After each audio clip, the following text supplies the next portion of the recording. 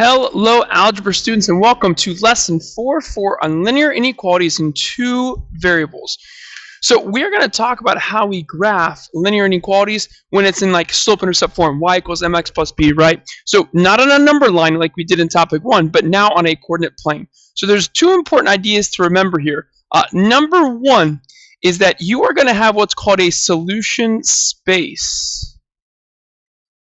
Remember that the answer to any inequality problem has many solutions, right? Typically many solutions, right? So when you graph these, the first thing you'll graph is what's called the boundary line. The boundary line, ignore that period, sorry. And the boundary line is, let me erase it. Just like you would graph any other old line, right? Typically it's in slope-intercept form, so we'll start with the y-intercept, then we'll count the slope, and we got that. Now we're going to talk about that boundary line might be dashed or solid, but we'll get there in a second.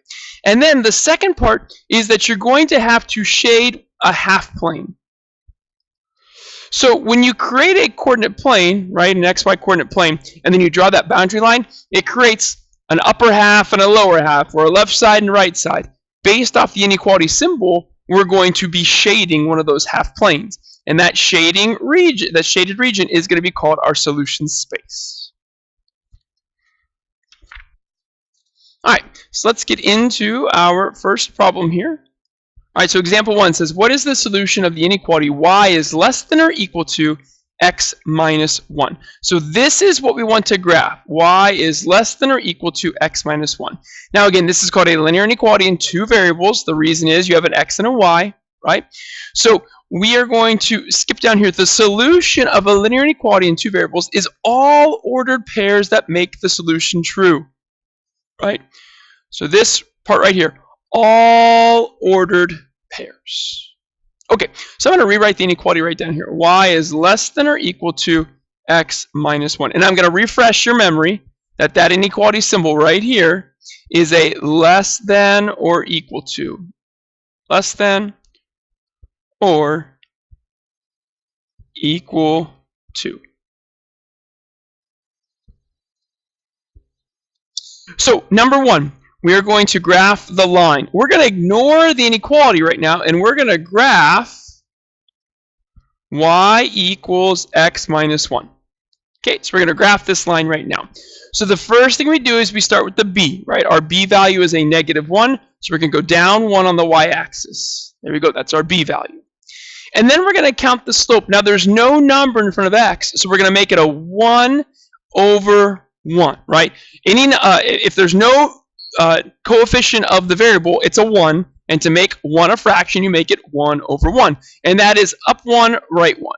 I'm going to do it a couple times, up 1, right 1, up 1, right 1, just to get a nice graph, okay?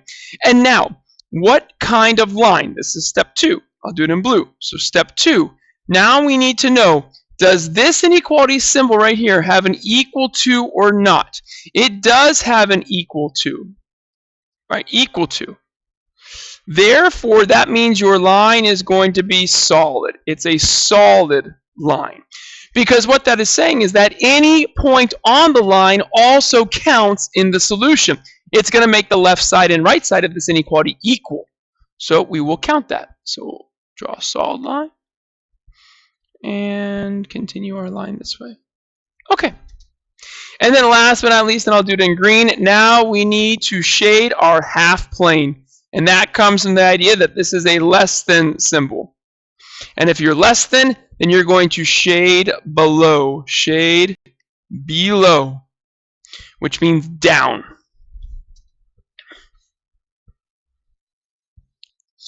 So I think the easiest way to do this, because these lines are diagonal, is just to put your cursor on the line and go down.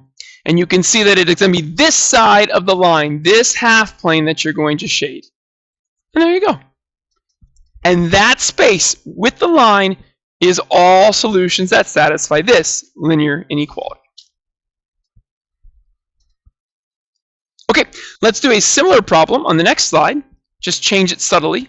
So it says, what is the solution to this inequality now? So now we have y is greater than. Again, so if we're confused on what that symbol is, that's a greater than symbol. Greater than. So again, same rules apply. Number one, we're going to graph the line y equals x minus 1. Again, we go down 1 on the y-axis because that's the y-intercept. I'm going to put a 1 in front of that x because if there's no number, it's a 1. And I'm going to put it over 1. And that means up 1, right 1, up 1, right 1, up 1, right 1. Sure.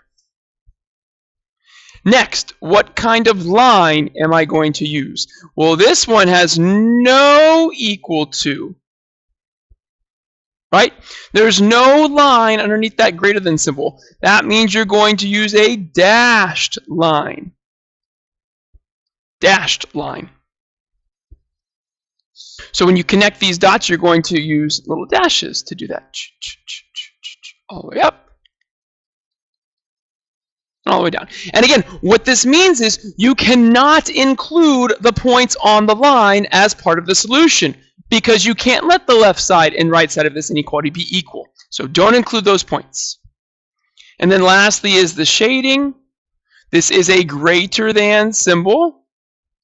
Greater than. So greater than means shade above.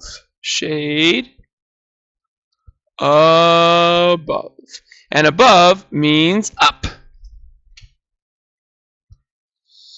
So again, the easiest way to do this is to put your cursor on the line and just go up. And this is the half plane you're going to shade. And there you go. So all the solutions in that green space, or all the points in that green space, are solutions.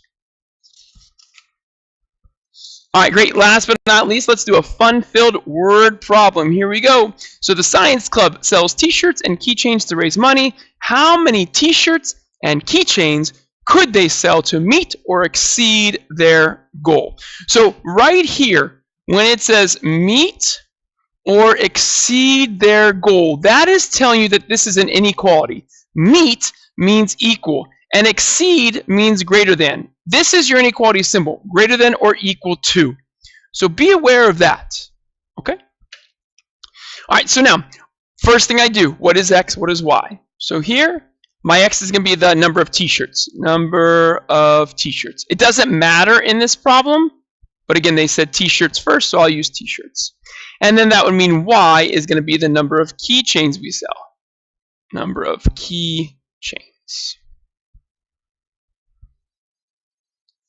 And now I need to build the inequality. So x is t-shirts. If you look right here, it says each t-shirt costs $10. So that'll be 10x plus keychains cost $2. So that'll be plus 2y. And I want this to equal, meet, or exceed greater than the goal of 500.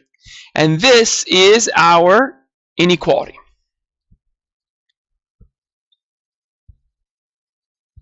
So I'm going to slide this over here so that we can then use our coordinate plane.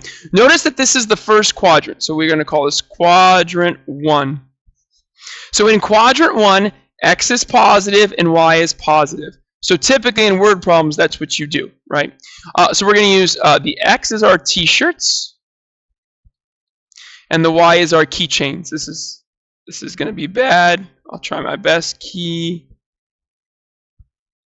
Look at that, that's pretty good. So down here is 0, 0, and now we want to graph this to see all of the ordered pairs. To do this, we're going to use the intercepts, right? If this is in standard form, ax plus by equals c, we're going to use the intercept. So let's do x-intercept first. So cover up the y, right? Pretend the y is not there, so 10x. We're going to ignore the inequality, equals 500. We're just looking for a point right now. And I'll divide by 10, I'll divide by 10, x equals, and 50 divided by 10 is, or 500 divided by 10 is 50. Okay? So what I'm going to do here is I'm going to build a scale. There's 1, 2, 3, 4, 5, 6, 7, 8, 9, 10, 11, 12. So I can't count by 1s. I can't count by 2s because that would give me to 48. Let's count by 5s. All right? So 5, 10, 15, 20, 25, 30, 35, 40, 45, 50. And that's all I need, 50. And I'm going to put a dot right there. There is my x-intercept. Let's do the y-intercept in green. So again, for the y-intercept, pretend x is not there. 2y equals 500. Divide by 2 on both sides. Y equals 250. So again, I have 12 dashes. I can't use 1s or 2s. I can't even use 10s. I can't use 20s. So let's do 25s. Okay, you could go to 50s if you want to, but that would be a little bit too small. I'm going to do 25s. So 25, 50, 75, 100, 125, 150, 175, 200, 225, 250. And there's 250 right up there. So 25, 50, 75, 100, and so on, up to 250, and there's my y-intercept. Okay, so now the line, this does have an equal to, so we're going to connect it with a solid line.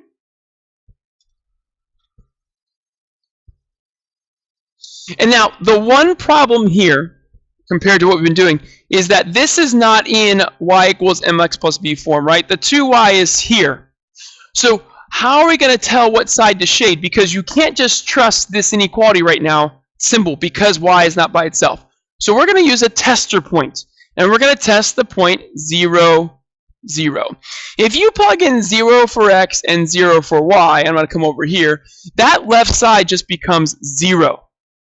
Okay? If you plug in 0 for x and 0 for y, that left side is 0. And we want to see if 0 is greater than or equal to 500. If that's true, we're going to shade towards 0, 0. If that's false, we're going to shade away from 0, 0. And 0 is not greater than 500. This is false. So we're going to shade this way. So our shading is up here.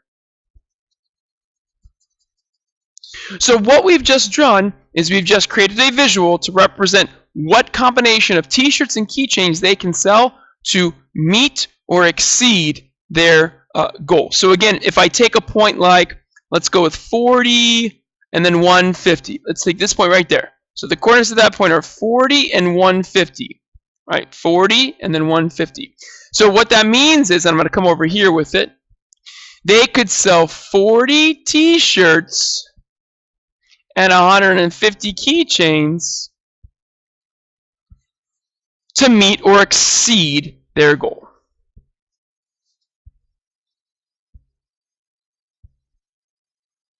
All right, great. Okay, thanks for watching video 1. Video 2 is coming up next.